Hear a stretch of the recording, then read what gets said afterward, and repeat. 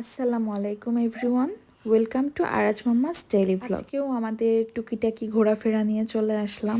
কিছুদিন ধরেই টিকটকের ভিডিওতে শুধু এই ভাইরাল রেস্টুরেন্টের ভিডিও চোখে আসতেছিল, আর দেখার পর থেকেই আরাজের বাবাকে বলতেছিলাম যে এই রেস্টুরেন্টটাতে যাই, চলো দেখে আসি, একটা অন্যরকম পরিবেশ মনে হচ্ছে, খুব সুন্দর হবে। চলে আসলাম সিএনবি মোড়ের একেবারেই লাস্টে এই রেস্টুরেন্টটা। এটার নাম ছিল মনে হয় দা কাবাব সেল বা দা কেবাব সেল লেখা ছিল।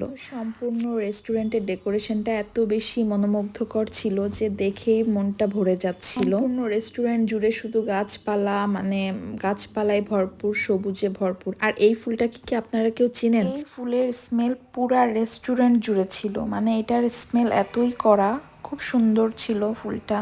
আমি আসলে নাম জানি না সঠিক, আপনারা কেউ জানলে অবশ্যই কমেন্টে জানাবেন। কিন্তু এত সুন্দর রেস্টুরেন্টে আসার পর আমরা শুধু হতাশ আর হতাশই হইলাম।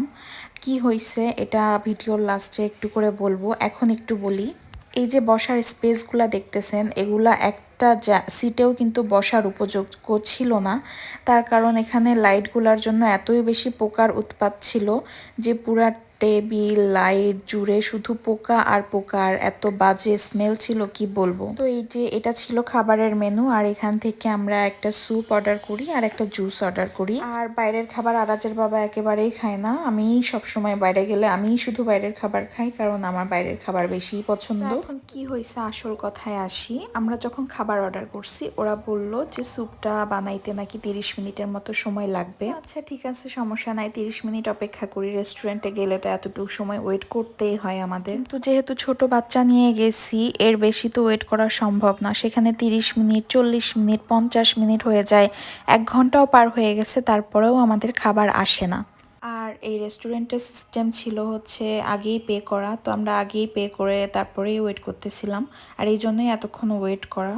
তো তারপরেও যখন দিচ্ছিল না, আরাজের বাবা আবার গিয়ে বলল যে টাকাটা কি ফেরত দিবেন, তো বলতেছে যে সরি স্যার, টাকা ফেরত পাবেন না। তখন আরাজের বাবা আর এক মুহূর্তও ওখানে অপেক্ষা করে নাই, আমরা তারপরে চলে আসি, কারণ অলমোস্ট 11টা বেজে গেছিল রাতের। আমার লাইফে আমি এত বাজে সার্ভিস কোনো রেস্টুরেন্টেই পাই নাই, তো আমি খুব বেশি হতাশ হয়েছি এই রেস্টুরেন্টে এসে, আমার শিক্ষা হয়ে গেছে। তো এটাই ছিল আমাদের সেদিনের অভিজ্ঞতা। তারপরে আমরা রাতে বাসায় ফিরে যাই, অনেক রাত হয়ে গেছিল, শীত পড়ছিল, মেজাজও প্রচণ্ড খারাপ ছিল। আর আজকে আর ভিডিও বড় না করি, আজকে পর্যন্তই থাক, সবাই ভালো থাকবে।